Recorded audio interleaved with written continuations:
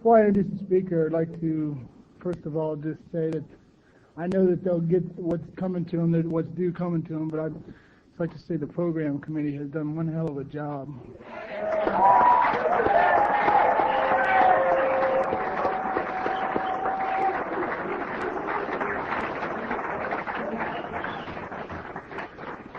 And also, I'm grateful to be clean today. About 3 years ago, I guess, I think at Ripley, West Virginia, I got a chance to hear this gentleman share, and it's had a real impact. I don't know the man real good. I've just heard his message, and it was a clear, strong message of Narcotics Anonymous, the steps and the traditions. I don't know what he's going to do tonight. I don't know what he's going to share with you, but I'm sure what it is, it'll be good. And you know, it's made an impact on what I have believed and learned about the steps. And he has a way about how he shares that has really touched me. I don't know, I just listened to this tape over and over again, and I'll never get tired of it. I've given it to sponsees, and in hopes that they would too learn some of the things that I've learned from him. And okay. Without further ado, I'll go ahead and introduce the speaker, Vito.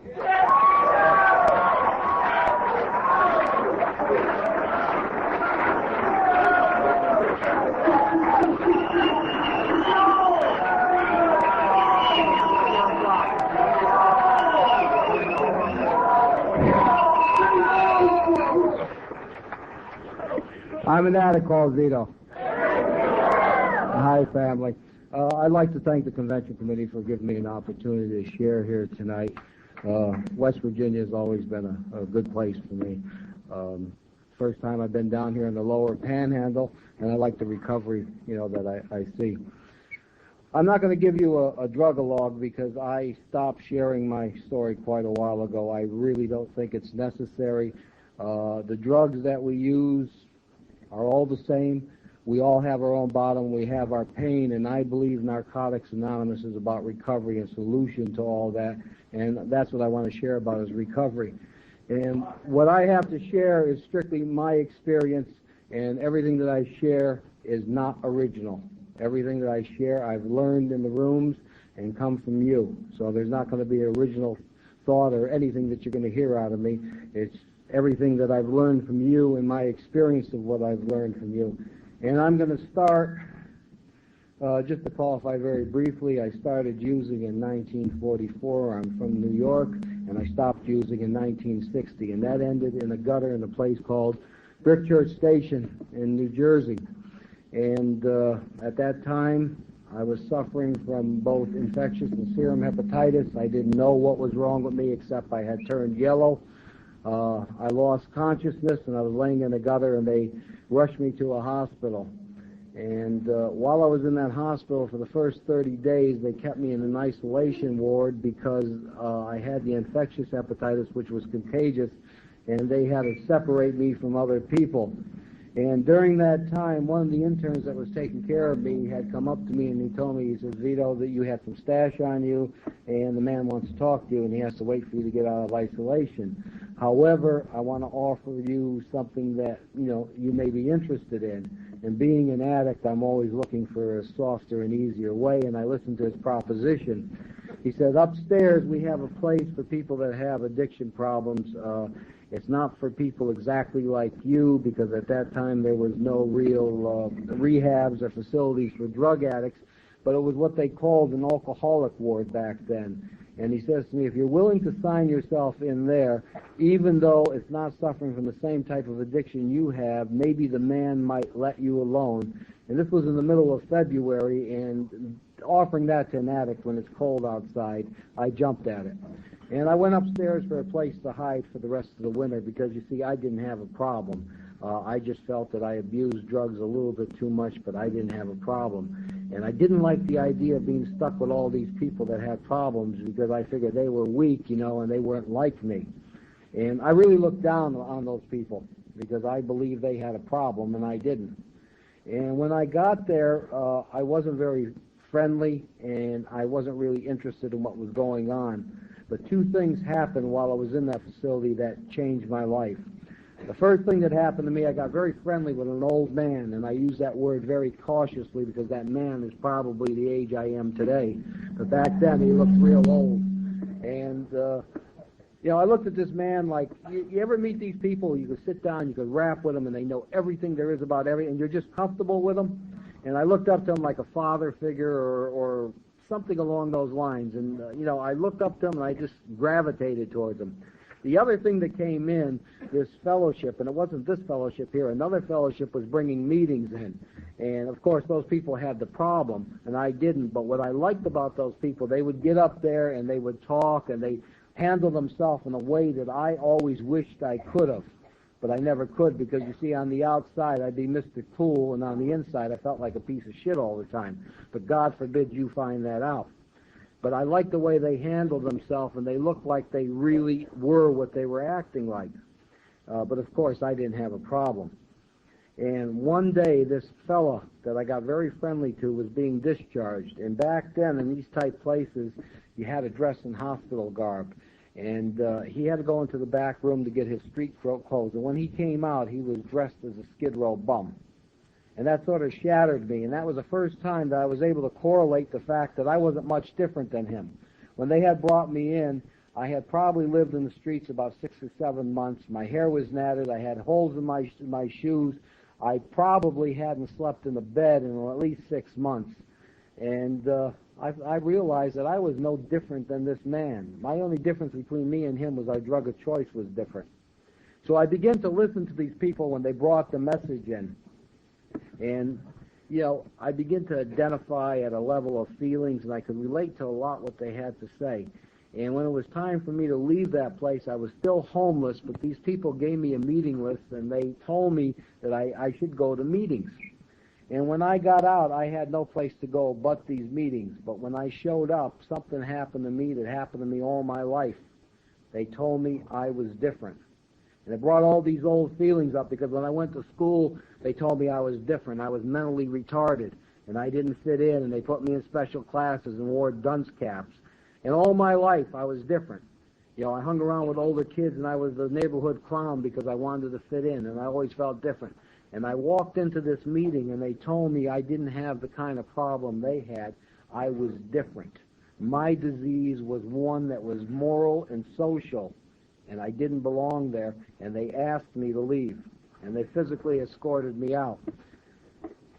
They told me people like me just don't get better. But they went to that meeting list, and they circled these meetings that were open, and they were big speaker meetings, and they told me I was welcome there, but chances were it wouldn't do me any good because people like me just never get better. We just die. And I immediately copped a resentment. And it's probably the only resentment that ever worked on my side because they told me I couldn't get better and not to come back, and I kept coming back. And these meetings were huge, and I never had any problem getting a seat.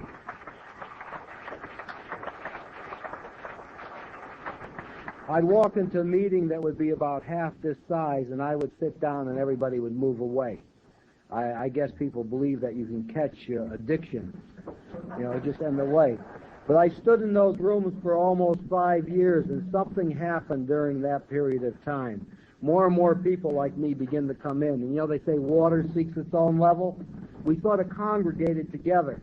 But the strange thing is we never talked to each other except be cool and hi, how you doing? We knew nothing about each other, but we sort of knew that we belonged together.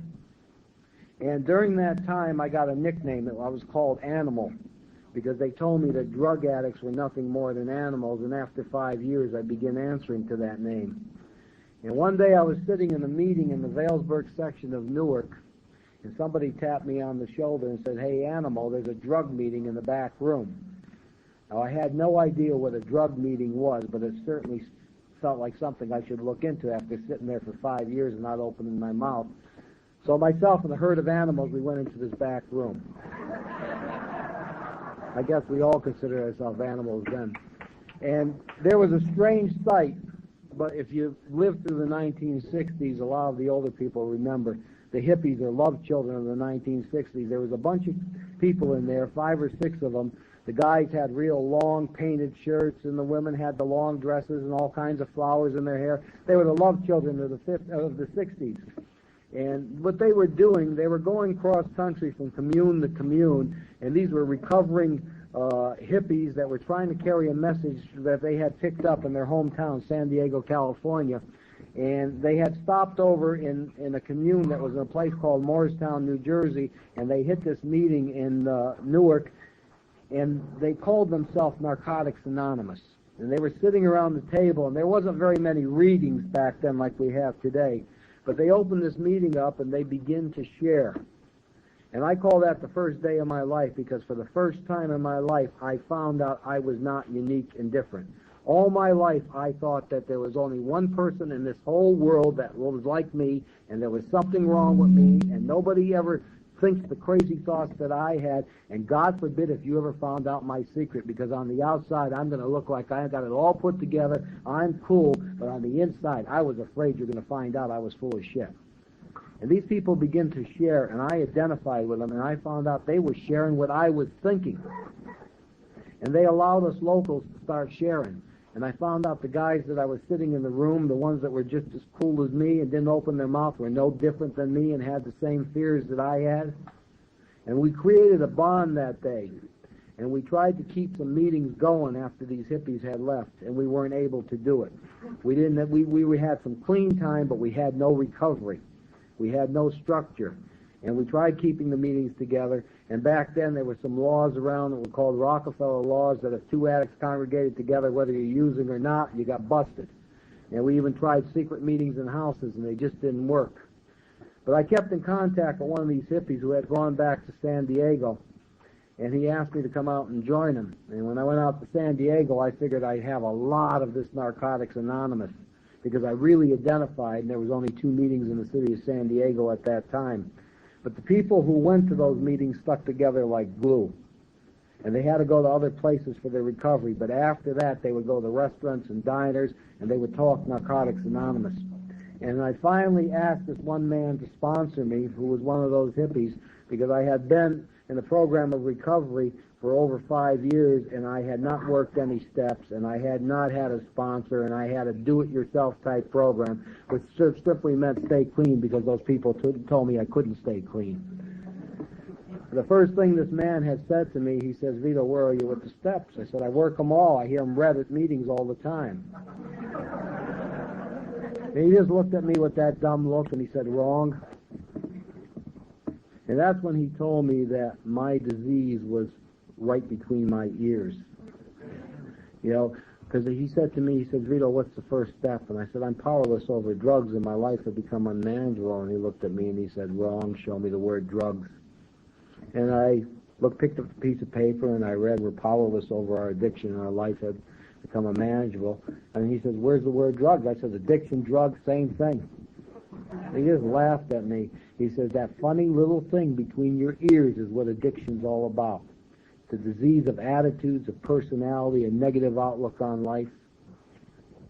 And what he did, he put it all on me, and I looked at him and I says, "You mean I'm the problem?" He says, "You got it."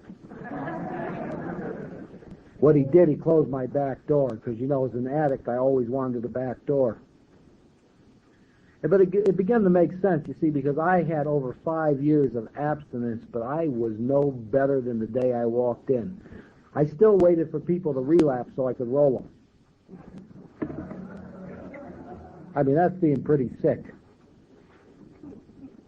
And I really had to take a look at that. My problem was me, you see, because I had 5 years, and I white-knuckled it every day. Every day I wanted to use, and something was wrong.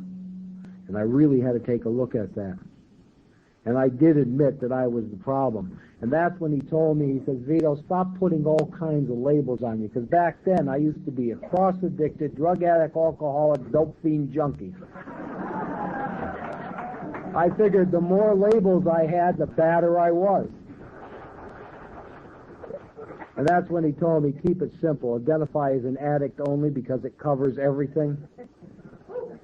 And I do that to this day. You see, because if I'm a drug addict and I'm an alcoholic, I'm sort of insinuating I have 2 diseases. and I'm putting the focus on the chemical and rather than on the disease, and I am the disease. So I identify as addict only.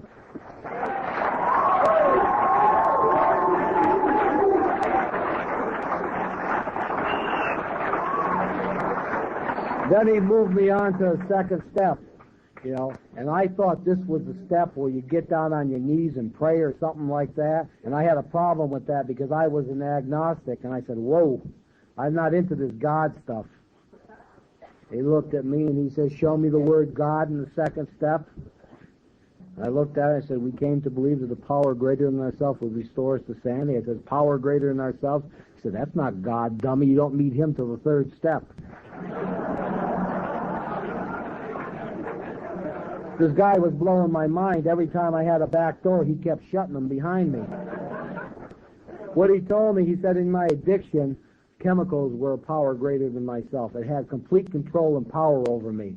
And in my recovery, anything that makes me aware of the insanity of doing the same thing over and over again and expecting it to be different was a power greater than myself. And that could be literature, that could be something I read, something somebody shares with me, something a sponsor shares with me, anything that makes me stop and look at the insanity of doing the same thing over and over again and expecting it to be different.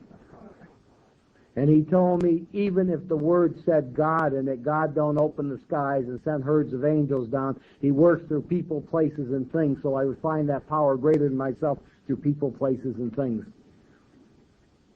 And that made sense to me. I became willing then to work that step. Because, see, I still wasn't going to get on my knees and pray. And he said, time for the third step, and I said, and he said, See, I said to him, I said, you don't understand. I'm an agnostic. And he just looked at me and he said, why aren't you an atheist? And I had to think about that for a while. But I said, just in case there's a God, I want to say that he didn't shut him out. And he said, and I got thinking. But what he told me, he says, go to the end of the third step and read what it says. And it says, God as we understand him. And he says, you don't have to have the same God as anybody else, and that's why it says that. And he says, for you, Vito, he says, in the position that you're in, why don't you just take G-O-D, good orderly direction, and let that be the God of your own understanding. Took my back door away again. I had to work the step. But he introduced me to something then that I hated then, I hate today, and everybody I sponsor hates, and it's called pencil, paper, and dictionary.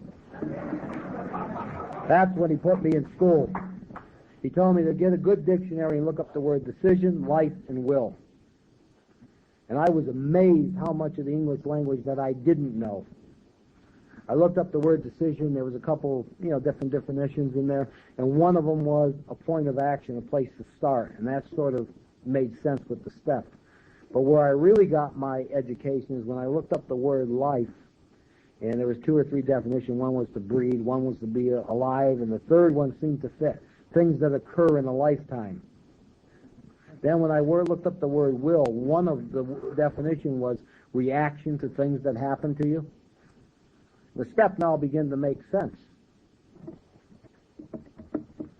So I says to him, well, can I be like everybody else then, take all my problems, turn it over, and let God work it out, and do what I want to do? Because back then in the program, everybody would be walking around saying, well, turn it over, turn it over.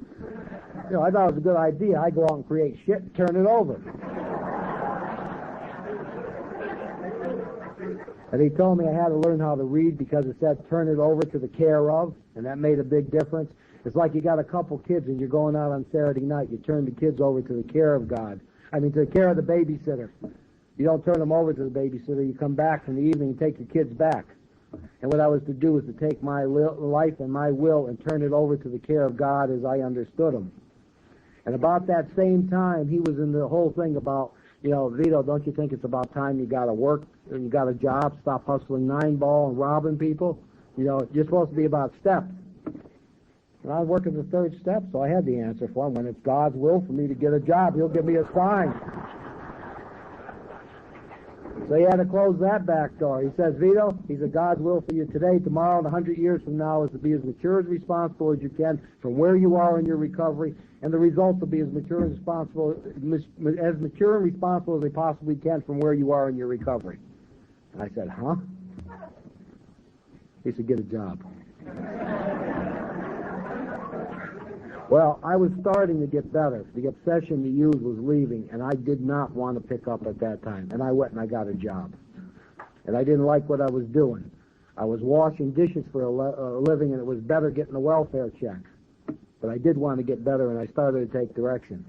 But you see, now I had these first 3 steps, and they were beginning to work in my life, and I wanted to be like the elite in the program, because these people that would come to meetings and share, I'm working the 4th step, they sound like, well, they were really into their recovery, and I wanted to be like them. So I says to my sponsor, I've worked the first 3 steps, put me on the 4th step. And he says, wrong, learn to live the first 3 steps. And this went on for quite a while. I would bug him almost on a daily basis. Well, I want to do my 4th step. He says, you got to learn to internalize the first 3 steps. They're the foundation. They're the key to the program. And, of course, being an addict, I didn't want to work the steps for 5 years, and all of a sudden I want to go boom right through them. So I kept bugging him. So finally he gave me permission to do the 4th step.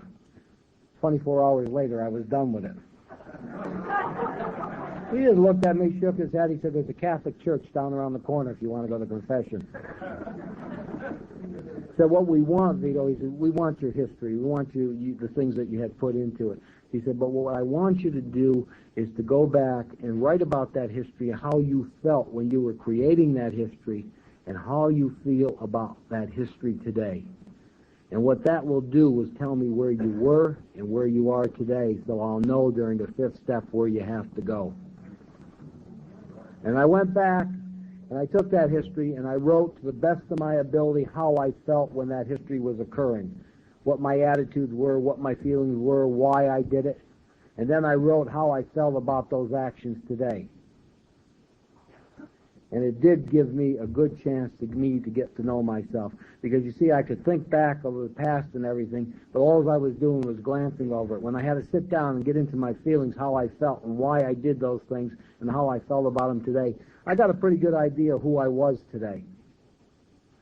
So I really got into this bug of writing, and I created this beautiful manuscript. It was yay thick. And I figured when this man sits down with me, I have a captive audience for 24 hours. So we went out to it was like arid hills south of the city of San Diego towards Tijuana, and I take all these papers, we're sitting on rocks out there, and I'm ready to begin reading my 5th step, and he says, put those papers down, I don't want you to read them, I don't want you to look at them. I mean, I immediately got totally angry. Here's all this time, investment, my ego is in there, I dare you tell me to put them down. And he explained to me the whole thing of writing that 4th step was for me to get to know myself. Now we're going to talk about what I had written, and he allowed me to glance at the titles and begin talking about it. And today I realize why, because 3 times as much came out of my mouth that was on paper. What I was doing was priming my memory and getting in touch with my feelings to share all this stuff. And today, when I do a 5th step with somebody, that's what I do. I don't go for the reading. We talk about what's been written. And what happened is, I believe that spiritual awakening that they talk about in the 5th step was very simply, I got to know myself a little better. I shared it with another human being and God of my own understanding. And I knew where I had to go, because I didn't get the spiritual awakening. I hear people share at meetings, and I still hear today, that I did this 5th step and this big tons were lifted from me. That did not happen with me. All I felt was relieved that it was finally done. And I didn't have all this great feeling. But what had happened weeks and even months after I had did the 5th step, things had changed in my life, and I attribute that to the 5th step, because things begin to change automatically after I did a 5th step. Things seem to fall in place, because I had a lot of the answers why I was the way I was and where I needed to go. And I think that's really why the 6th step follows the 5th step, where they talk about we became entirely ready to have God remove all these defects. And I said to my sponsor, is this where you pray and he takes all the bullshit away? And he said, wrong. He said, there's nothing in that sixth step that says God removes these defects. What it says is Vito became entirely ready to have God do it. It wasn't God's step, it was my step. It was a step of preparation. It was a step of getting ready. And I had asked him, how do I become entirely ready? What is this whole thing? Do you pray about it or what? And he said, well, the first 5 steps were part of that process of becoming entirely ready. But what I need to do in the 6th step is take a piece of paper, draw a line right down the center, list all the defects that were identified in the 5th step on one side of that line and the patterns that go with them, and opposite on the other side of the line, write down the things that are opposite of the defects in the pattern. One side will show me where I'm at, the other side will show me where I need to go, and I now have a roadmap on recovery of what I need to work on. And when I went through that process, my sponsor said, I have become entirely ready. So he put me on the 7th step, and I said, is this where you get on your knees and he takes care of all this shit? And he told me wrong. He told me the 7th step is where I really begin to work. And I really didn't understand that till he explained to me. You know, it said where we humbly ask him to remove these shortcomings. He told me part of the humility or becoming humble is to admit that I have the problem, that the shortcoming is on me. You see, he said, I'm not responsible for my defects. A defect is a defective personality. It's like my disease. It's part of my makeup. But he said the shortcoming is different than the defect. The shortcoming is the acting out of the defect. And he says, when I own up to my shortcomings, that they're on me, they're my reactions and nobody else's, because as addicts, you know, if we're in a relationship, it's her fault I lost my temper. Or my boss wasn't fair. I have a right to act out. But when I own my shortcomings for acting out, I have become humble. Because any addict who admits that he's wrong is becoming humble. And what he told me is the way God removes these defects, these shortcomings, is through spiritual principles. Because God only works, no matter what your concept is, through spiritual principles. And the way you have to do it is through the first 3 steps. And he explained to me, because see, at that time, one of my biggest shortcomings was violent jealousy. And he had explained to me that it's very normal for a human being to become jealous. There is nothing wrong with it. But to act in a jealous way, there's something wrong. And what I had to do was go to a first step and admit I'm powerless over the feeling of jealousy. Own it. Don't deny it. Don't fight it. Accept that I feel jealous. And then he told me to go to a second step and see the insanity if I act out on that feeling that I had. Then he told me to go to a third step and take that feeling and turn it over to the care of God as I understood him, praying for the strength and the courage to do it different, and then go back to a second step and do it different. Tell me to go 1, 2, 3, and back to 2. And every time I did it, it was removed just for that time. And that's how God removes my shortcomings, by owning up to the way I feel, admitting it, and working spiritual principles on them. And over a long period of time, that violent jealousy was removed from me. And that happened one day at a time by working that step to the best of my ability. And it took a long time. I did not work that step on it and instantly it was gone. It took a long time. Today I don't have that problem. I can feel jealous, and I can admit that I feel jealous and know the insanity if I act out on it and just turn those feelings over. I'm not insensitive to the feelings. The feelings have not gone. The defect has not gone. But I do not have to act out on that shortcoming if I choose. But if I choose not to work the steps on some of the shortcomings, they're back in my life as the same day as I walked into the program. And that happens. There are days that I work a program that amazes myself, and there's days my program is worse than somebody with 24 hours clean. And if my wife was here tonight, she can tell you.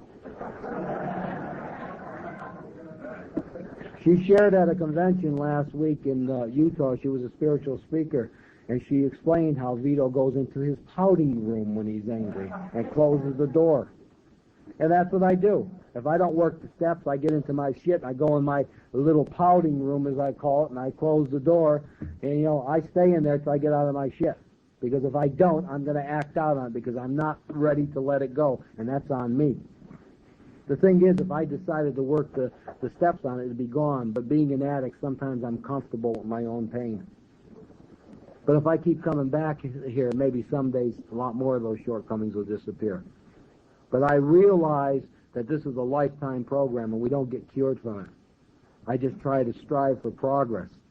And when it got time to get to the 8th step, I told my sponsor when I became willing, I would make the list. And he said, wrong. He said, read the steps. I picked it up and said, we became willing to make we made a list and then we became willing. And he said, read it again.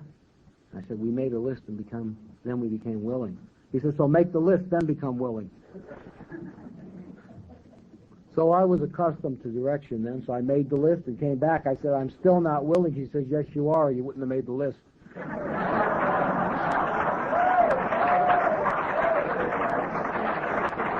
And I guess he was right. And now I know why the 8th and 9th step is 8 and 9. Because I come to him with this list. And he said to me, he says, Vito, you did not come this far to crucify yourself. And I said, what are you talking about? He says, some of the things that you have on this list is going to get you into a lot of trouble. And he said, read what the 9th step said.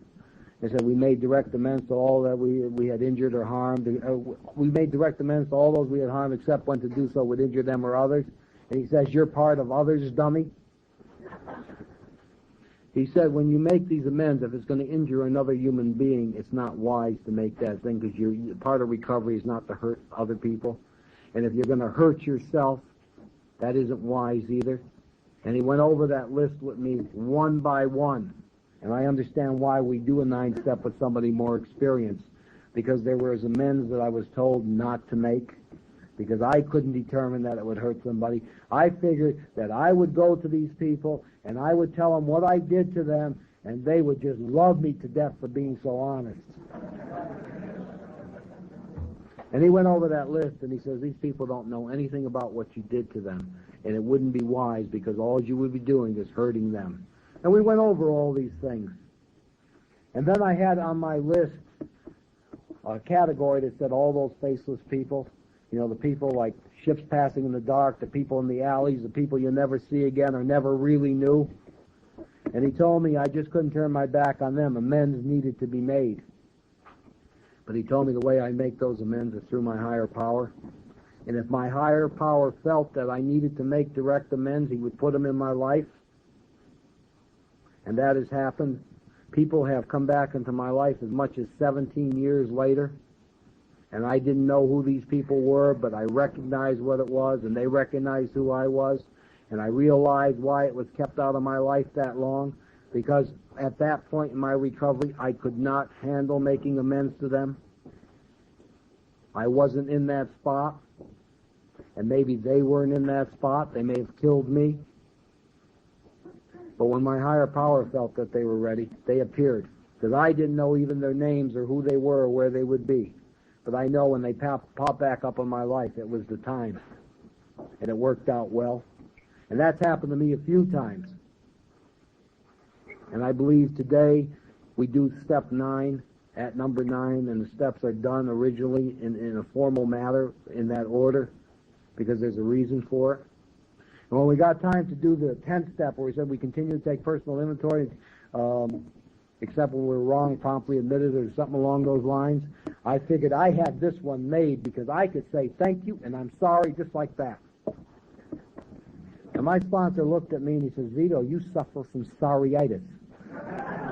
Never say you're sorry again. And I looked at him and I couldn't understand what he was saying. And he said, what they really mean is when you're wrong, promptly admit it. It's self-honesty. When you do something wrong, if you don't admit it to yourself that you've done it wrong and work it into your program for the next day, because you're doing personal inventory of your day, you can't do anything about it. And saying I'm sorry and continuing to do it over and over again just doesn't cut it. And I said to him, well, there's times I really feel I need to apologize. He says, that's right, there's other ways of apologizing besides saying I'm sorry. And to this day, I do not use the word I'm sorry. I have other ways that I apologize. But I understand really what it means to take personal inventory, and when we're wrong, promptly admit it. Because when I do go over my day, I have to take a look at my day and the things that went wrong, that I was at fault, and I have to admit it to me, to try not to do it again. And that doesn't always happen. I still do the same things over and over again, and I still create insanity in my life. But at least I work on it on a continual basis, and it does get better. Today I'm not making a lot of the same mistakes, or I'm making new mistakes, but I still make a lot of the same mistakes. And that's okay, because I'm a human being and I'm in a program of recovery. And they tell me it's okay to fall short, as long as I can own it. And I try to do that to the best of my ability. In the 11th step, when they talked about through prayer and meditation to try to improve our conscious contact with God as we understand Him, praying only for the knowledge of His will for us today. My sponsor told me that we were doing that since the 3rd step, and now we're formally working on improving that. And he told me the program does not tell us how to pray, and it doesn't tell us how to meditate. It tells us that we need to do it and improve on it. And I don't believe anybody in this program has a right to tell anybody else how to pray. And yet I hear people telling other people to get on their knees. And I see nothing wrong with getting on your knees if that's the God of your understanding and you're okay with it. But I believe a person has a right to improve their prayer and meditation to their own way. Personally, the way I meditate, I go for walks. I'm a walker. And I get in contact. And other people do it other ways. Some people have formal ways of meditation. And I think any way that we do it is the proper way for us, as long as we continually to do it. And I think praying only for the knowledge of His will for us and the power to carry that out comes automatically if we do that. I think as long as we're searching to improve that prayer and meditation, the knowledge of His will for us at that particular time is brought to us somehow. And I think the knowledge of His will for us changes as we change. Because what I'm capable of doing today, I may not have been capable of doing 5 years ago. And what I'm not capable of doing today, maybe 5 years from now I may be. And all I do is just keep coming back, and it gets better. And in the 12th step, what they say, as a result of these steps, we had a spiritual awakening. And they talk about we carry this message to other addicts and practice these principles in all our affairs. I believe, for me, that spiritual awakening is very simply that these steps work. I think what it's saying in the 12th step is these steps work, and we carry the message of the steps to other addicts and practice them to the best of our ability. And that's all the 12th step is saying. Yes, that covers H&I work and chairing meetings and all that, because that's all part of carrying the message that the steps work. But I think that we don't really focus that much on carrying the message that the steps. Sometimes I go to meetings and I think I'm at Problems Anonymous and not Narcotics Anonymous.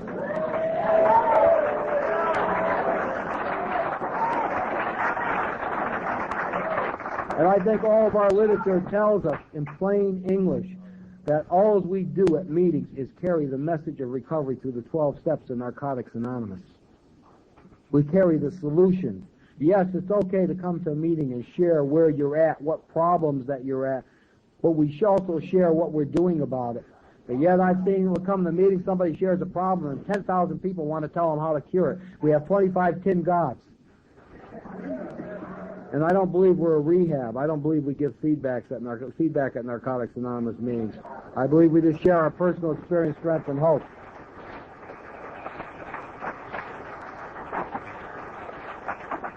And I believe the steps are necessary for my own personal recovery and any addict's personal recovery. But I personally believe that if we're working the steps in our life, we're only working half a program. I believe we have another set of principles, and a lot of people say service junkies and NA politicians and all that. And I don't believe that. I believe that everybody who walks into the rooms of Narcotics Anonymous is a failure at relationships. We do not know how to have a relationship with another human being, let alone a male-female relationship. And I believe the 12 traditions teach us how to have relationships with other human beings, and they're written for the group because we learn how to have relationships in a group setting, but we take those spiritual principles of the traditions into our personal lives. What they talk about in the first tradition, our common welfare should come first, personal recovery depends on NA unity. Well, as far as our group is concerned, our common welfare is recovery from addiction, because that's the only thing we have in common. We come from different religions, different ethnic backgrounds, different races, different drugs of choice. We're different completely, but the one common bond we all have in common is we suffer from the same disease, no matter what we use. And that's our common welfare, to get better from that disease. And you see, if we focus on that common welfare, then unity is a byproduct. And unity does not mean harmony. Again, not knowing the English language, when I looked it up, unity means to be united. And if we have a common welfare, we're united in that common welfare to get better from the disease. So we focus on similarities rather than differences. And that's another reason why we identify all inclusively as addicts, so that we'll all be the same, because we're there for the same reason. We're not there for the chemicals.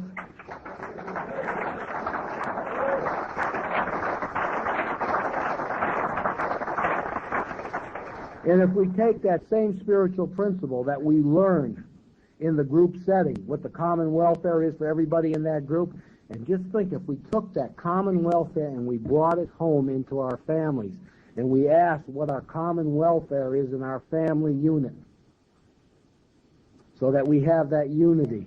We've taken the first spiritual principle of relationships that we learned in the group setting, and we brought it into our personal program for our recovery for relationships. We learned the first rule of how to get along with other people, and we sit down and we talk with members of our family. What is our common welfare in our family? Generally, it's to keep the family unit together and go for whatever goals that family has. And we're beginning to learn that we have to communicate with others.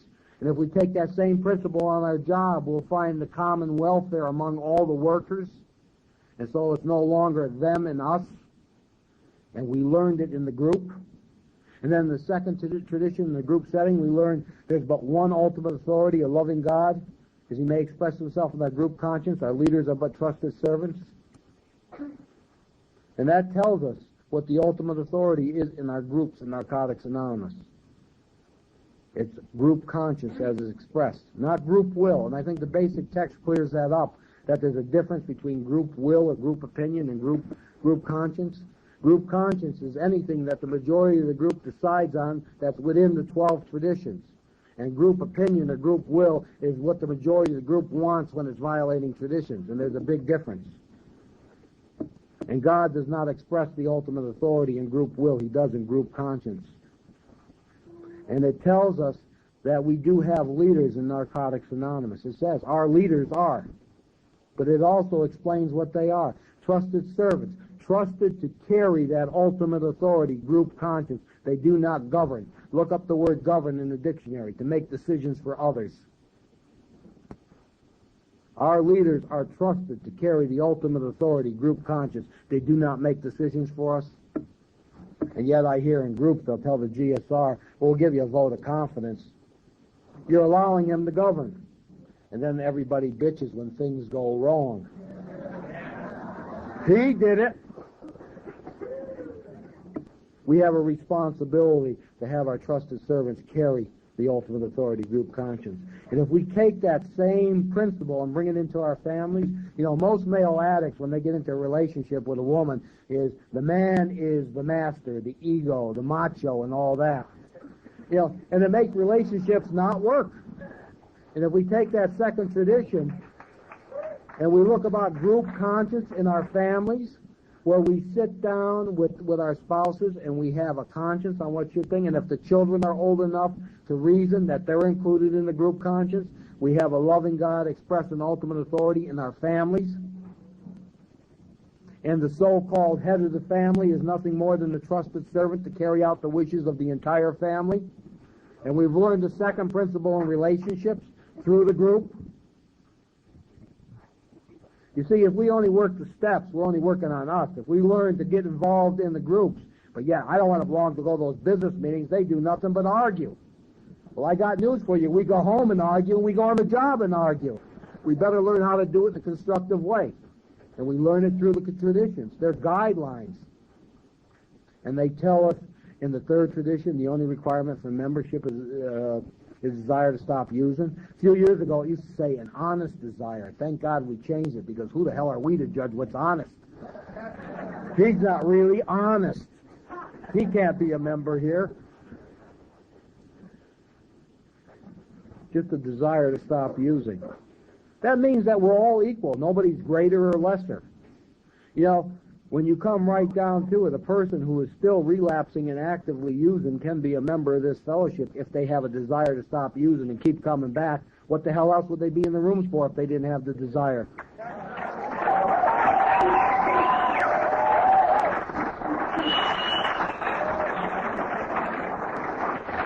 They may not be able to serve because we do have guidelines of what's required to speak or chair a meeting.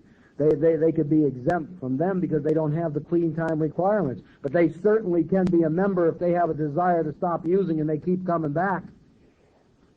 And yet I see relapsers come back and people in the room say, what are you doing here? You don't really want it. Well, I'll tell you, if I relapse, it'd take a hell of a lot of pride to get out of the way to walk back in those rooms. And if relapsers come back, I respect them.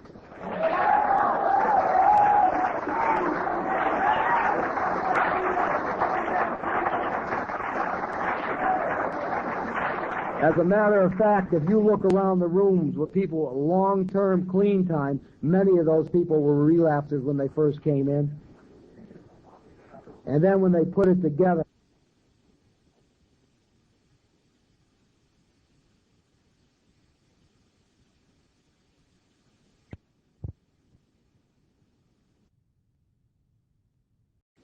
program we make up at the end. We learn to disagree eventually without just being disagreeable, and that don't happen right away, believe me. I mean, in my home group, they still tell me to sit down and shut my mouth and get my self-will out of the way. But you see, I have a home group, and I keep going back every month, and they know me well enough to tell me that. I become part of. If I didn't have a home group and participate, those people wouldn't know me well enough. And when I don't show up in my home group, and I don't say where I'm going to be if I have another commitment, I guarantee somebody knocks on my door and wants to know what's wrong. Or if I sit there with a long face, they say, what's wrong, Vito? Nothing. Get off that shit. See, these people know me better than anybody else because they're involved with me on a monthly basis at the business meetings.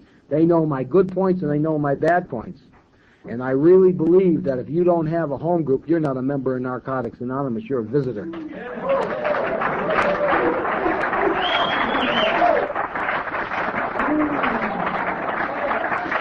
I don't know about anybody in this room. Do you know anybody who joined Narcotics Anonymous? I know people that join Narcotics Anonymous groups, but I don't know anybody who joined Narcotics Anonymous.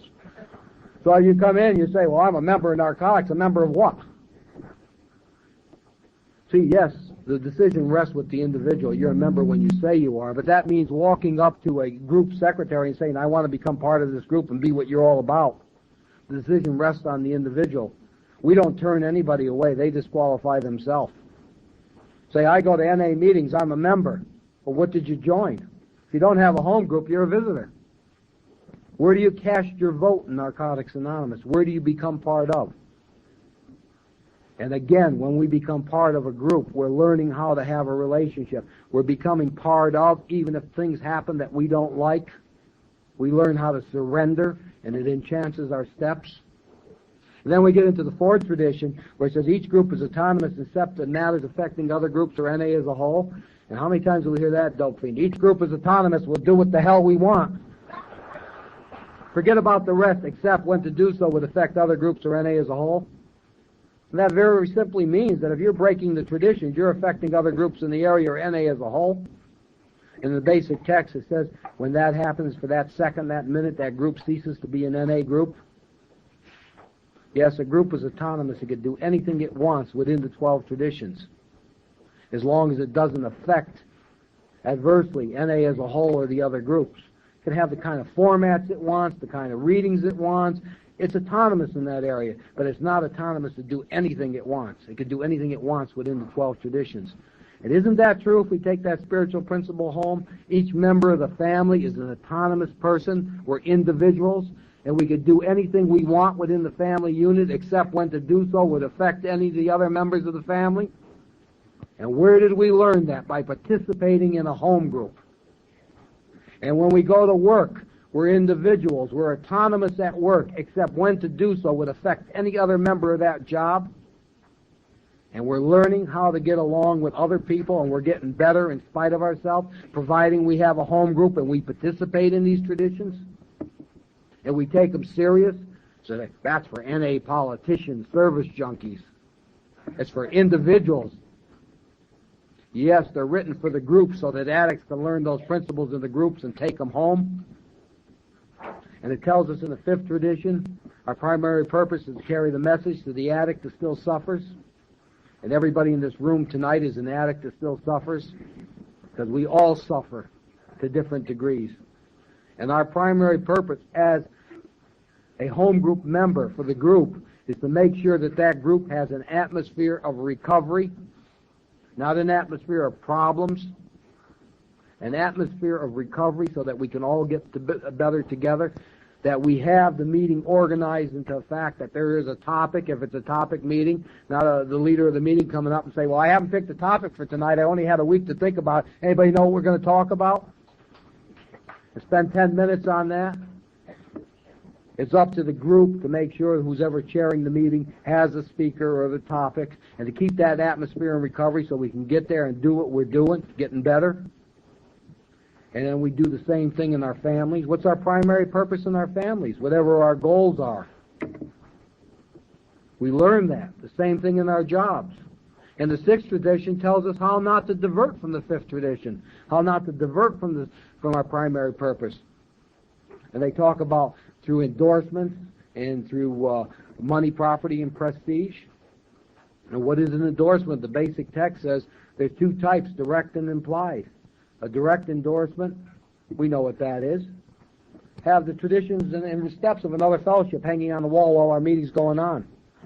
That don't mean they're bad, but it means that it's not Narcotics Anonymous and it should be covered during the meeting, because it diverts us from what our steps and traditions are. If we use literature or books of another fellowship, that's an implied endorsement, because that's saying that that belongs during our meeting. Other fellowships' literature is great. People have been getting better with it for 50 years, but it belongs there, and ours belongs where we are. And it needs to be covered or removed during our meetings.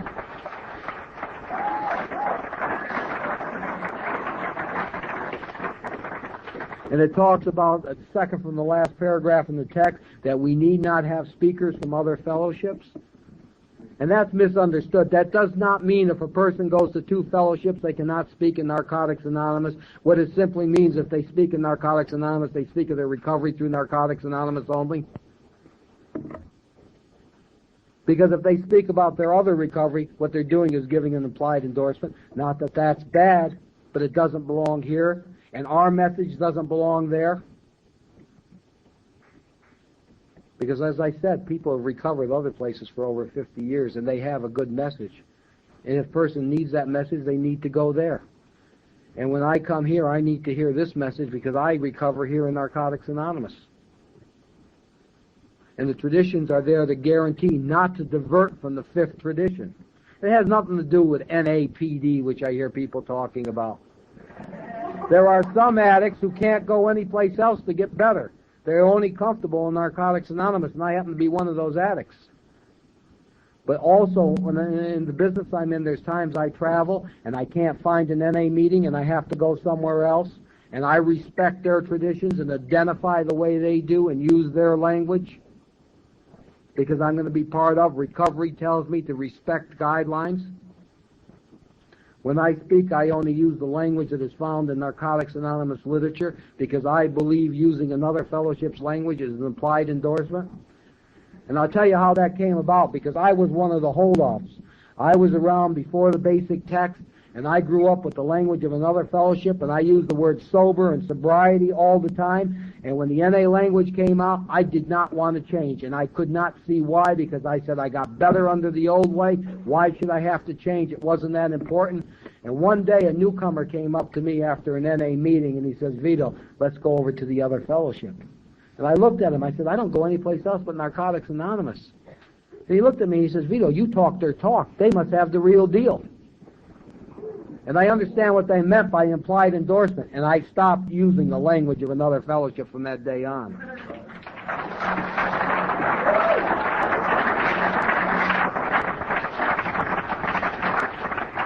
But I'll tell you, if need be to go to another fellowship's meeting, if I'm out of town and can't find NA, I'll use their language there and not our language, because I have to learn to respect their fellowship. And that's part of growth. And for me, at one time, I wanted to make them us. And I wondered why they didn't like me. And I've grown from then, and I've learned from there. And the seventh tradition tells us that we have to be self-supporting. I know when I came into recovery, I was not self-supporting. I waited for that check from the state every month, twice a month to be exact. And I didn't know how to take care of myself. But by being part of a group, and putting that money in the basket and realizing that that group has to pay rent, buy coffee, buy literature, and donate to the area so that the phone line could be on and there's PI work, and putting my fair share in, I learned to pay my bills. And my sponsor told me what my fair share was. Because I says to him, I said, what's a fair share to put into the basket?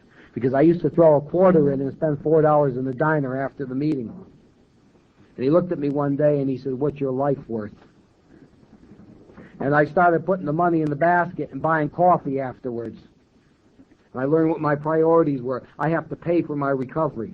And it taught me to pay my bills, because I took that spiritual principle and I brought it into my family, and I found out that I had to take the priorities in that family and pay them first before I had luxuries for me.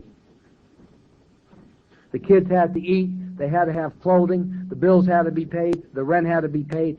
Then Vito could take money in his pocket and go out to the diner with the people. And I learned that by putting it in the basket and through my home group. I've learned that spiritual principle. And that's an important part in relationships, because how many relationships did we burn because we took money that belonged in the home and we burned it in recovery? We went out and we spent on ourselves when it needed to be paying the bills. But when we learn our home group comes first, we learn our families come first.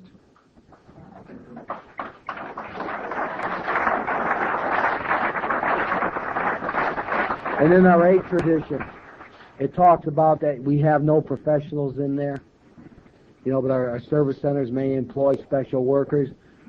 You know, each and every one of us is a professional in the outside world, no matter what we do. But when we walk into Narcotics Anonymous, we're equal. None of us are any greater or lesser. Yeah, we have special workers to do special jobs. Service offices have office managers, clerks, telephone answers. World Service Office has coordinators. These are special workers to do work. But they're not professionals. They're just people being paid to do that. But in that meeting, we're all equal. Doesn't matter if we're rich or poor. Whether we're a counselor in a rehab or a lawyer or a doctor or a factory worker, we're all equal. And when we walk into our families and we find out we're all equal, she's not just the housewife and I'm the provider, we're equal.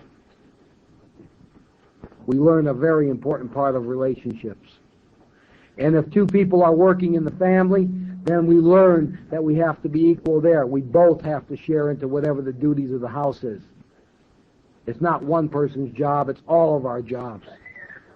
And we learn that through that 8th tradition. And the 9th tradition, to me, is a lot like the 4th tradition. It gets dope fiend. It says NA as such ought never be organized except, NA as such ought never be organized, but we may create service boards or committees directly responsible to those they serve. What is NA as such? I believe NA as such is the recovery meeting, and that should never be organized. That's there to share our experience, strength, and hope through the 12 steps. That's NA as such, but NA as such may create service boards or committees directly responsible to those they serve. And the first committee or service board they create is the group steering committee, the GSR, the treasurer, secretary. And what they do is they create that so that they don't have to do that business during NA as such. Can you imagine stopping a recovery meeting and calling for group conscience? We can't organize that, but we set up the first level, the steering committee of the group. And those steering committees get together with other steering committees and set up the area who are responsible to those groups. And those areas get together and set up a region, and that region is responsible to the area who's responsible to the groups. The regions get together and set up the conference, and the conference is responsible to the regions who are to the areas, to the groups, to the addict. And therefore our highest level of service, as we call it, is directly responsible back to the addict, providing the addict has a home group and participates. So how many people don't even bother with the agenda report and they say, look what them guys did. Those guys didn't do nothing. We did it by either lack of knowledge or not participating. There's nothing that happens in Narcotics Anonymous that's self-willed, even though people think they do. Say those people in California are self-willing stuff, and that's not true. Our lack of involvement allows things to happen. Nobody self-wills. And if we don't participate, don't bitch. That's simple. You see, all those boards are accountable to us if we are accountable and participate. And doesn't that teach us to take that spiritual principle and bring it into our homes? Sure, we can set up one person to pay the bills and another person to do these chores. These are all sort of committees that we're doing within the home. But they're accountable to everybody in that family. The person that pays the bills, just because they pay the bills, doesn't mean they're not accountable to the other members of that family. We learn that through the 9th tradition. And we have that equality in our homes, which becomes another spiritual principle in relationships we learn in the home group through the traditions. And our 10th tradition tells us we have no opinion on outside issues. Hence the NA name ought never be drawn into controversy. And that's true. We don't have any opinions with what the DA's doing or the task force on drugs or what a rehab's doing or what another fellowship's doing. We could give a damn what they're doing. They're outside issues. The way they identify in a rehab, that's their business. The way they identify in another fellowship, that's their business. When it comes into our rooms, then that's an inside issue. That's not an outside issue. But what they're doing it there, can you imagine going into a rehab and telling them how to run their program? That's their business. It's an outside issue. But at the same token, when those rehab people come to our meeting, that's an inside issue. We do have an opinion. And yet I've seen that dope fiend. No, we don't really give a damn what anybody does outside the rooms in Narcotics Anonymous. That is an outside issue. We don't need to get involved in that. The only thing we're concerned about is what goes on in here. And that only happens if we participate. And isn't that true in our families? If we would concentrate on what our family's doing and not what the other families are doing. Look what the Smiths are doing. They're real sick over there. That's an outside issue. We need to concentrate what's going on in our homes. And we learn to have relationships with one another. And we've learned that through our home group in Narcotics Anonymous. And I think the 11th tradition, I think the basic text says that the best. It says CPI manual. Because as addicts, we're not qualified dealing with the public. You know, we've tried it and we've goofed up things. We have people in public information that are specialized in that. I think the best thing for me is to be the best addict as I possibly could, and that's the best PI work that I can do. It tells us what our public relation policy is based on attraction rather than promotion, that we must maintain personal anonymity at the level of press, radio, and film. And that's the only place where it talks about personal anonymity in the traditions, is at the level of press, radio, and films. And we're not qualified to do that, and that's why we have public information. We just do the best we can as individuals and live the best lives that we can. And that's a lot of attraction if we're working a program.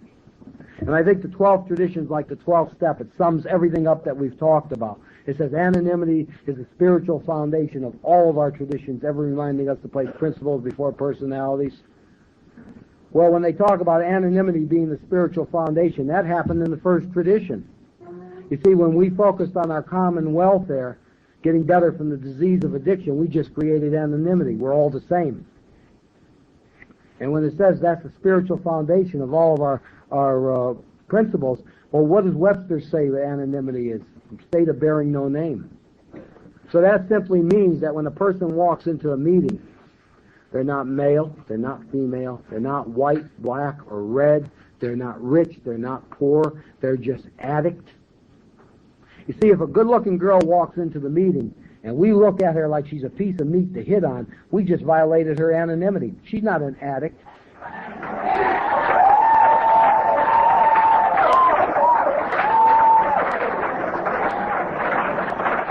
Number one, she can't get better. She can't get better, and we can't get better. Because the whole meeting, we're looking at that newcomer we're going to hit on before she gets too well to know what's going on. Or if the rich guy comes in and he pulls up in his BMW or Mercedes and we focus on him as being the rich guy, that makes him different. See, if we focus on anonymity, we're all the same, nothing more than addicts, and that's another reason why we identify as addicts only. Then we can all get better together. And if we focus on the principle of getting better, then the personality doesn't even get in it. And it'll always be principles before personalities automatically if we practice that anonymity. That's why when I identify, I say I'm an addict called Vito, because I place the principle of me being an addict before my personality to remind me that that 12th tradition is a vital part of my life. You see, when I take that into my home and allow that anonymity to come between me and my wife and other members of the family, and we're all equal, it's not master and slave. So many of us come in with those street attitudes as, I can't speak for the women, but I can speak for the men, that we run our house, we are the man, which is a bunch of bullshit. We need that anonymity in our homes. And guess what? Our relationships begin to work. You know, we go and we keep getting it. I've gone through three marriages in recovery. The marriage I'm in now is my third marriage, and it took me 3 marriages to find out that I need to have anonymity. I couldn't figure why my marriages and my relationships kept ending up. Because I would get into them, and it had to be 100% my way. There was no anonymity. And then I realized the principles I've learned in the group need to be brought into my life, and my marriage today is working. Because I'm using spiritual principles. And these things are all part of relationships with ourselves and with other human beings. And all this is great. I knew all this stuff, and you know what? I had something like 15 or 17 years clean, and I knew all this stuff. And I was married to a girl at that time that was a nun-addict. And she used to say to me all the time, why do you go to those meetings? Why do you hang with those people from that side of the tracks? See, I've been around for a while, and I got this good job. I was a national sales manager, and I had this big $100,000 home, and the Cadillac, and the Chrysler New Yorker, and all this stuff, you know. And she would say, you need to belong to the Rotary, or the Kiwanis, and all this good stuff. Well, this addict loved to hear that stuff. So I stopped going to meetings. First, I cut down like 1 meeting a week, 1 a month. You see this all the time with people all the time. Then once every 2 months, once every 6 months, all of a sudden I stopped going to meetings.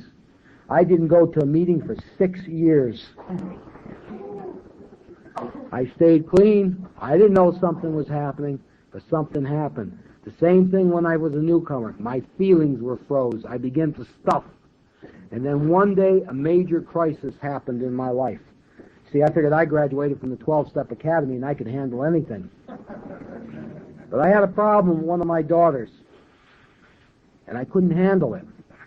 And I began to feel all those street things back. It was like the Pied Piper was out there, and he was calling me. And I recognized those feelings right away. I did not want to feel, and I couldn't stop feeling, and I wanted to self-medicate. And if I knew that if I left that house and put a needle in my arm, I knew I wasn't coming back. I knew it, I felt it, but I couldn't stop the feeling. And I thought to myself, you know, the typical addict without a program, lock myself in the room, self-will, morning will come and I'll be okay. And I locked myself in that room and I banged my head on the walls and I put my fist through it. And the sun came up in the morning and that Pied Piper was still out there calling me. And I was afraid to go out because I knew what would happen to me. So I figured, bullshit, if I'm not going to feel, I'm going to take the biggest escape forever. And I tied a rope around my neck. And I hung myself. They tell me I was clinically dead. The girl that I was married to at that time had cut me down, got the ambulance there. They tell me I was clinically dead, and they brought me back. And I was living in Pennsylvania at that time, and there's a law in the state of Pennsylvania that says that if you try to take your own life, they can commit you for observation or whatever the stuff is they do. And I had to go before a psychiatrist to be evaluated. And thank God to this day that this woman psychiatrist understood the disease of addiction, because after we talked for about 2 hours, she says, Vito, you're a little nuts like everybody in the world. She said, but your biggest problem is you're an addict without a program.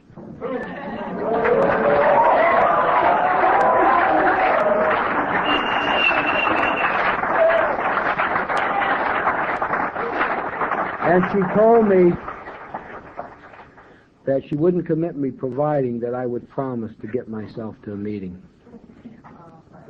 And I not only went to a meeting, I ran to get there. My first sponsor had told me something once: when you're green, you grow, and when you're ripe, you begin to rot. And I understand I begin to rot. I got ripe. See, the first time around, I didn't get involved that much in service. That was for other people to do.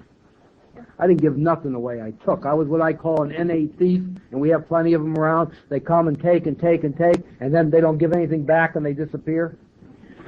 And I was an NA thief. And this time I was going to make it different. I was going to stay green, and I got involved in service.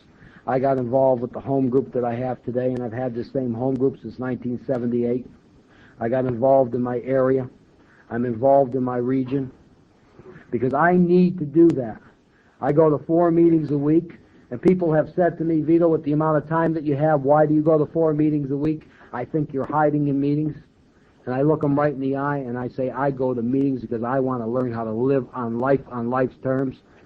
I have people working for me. I have a lot of money that goes through my hands through the company that I work through, and I have a big budget. And I do live life on life's terms, and I'm not hiding. But I come into the rooms to recharge my battery, to learn how to live with my weaknesses, because I have them. I'm an addict. I want to run when things get real bad. And instead of running, I come into the rooms and explain how I'm feeling. And I hear my own answers come out of my own mouth. But I just needed to sound it. And I learn how to do those things by participating in my home group. I'm involved in my region. The area I belong to belongs to the greater Philadelphia region, and I feel it's one of the better regions in the country.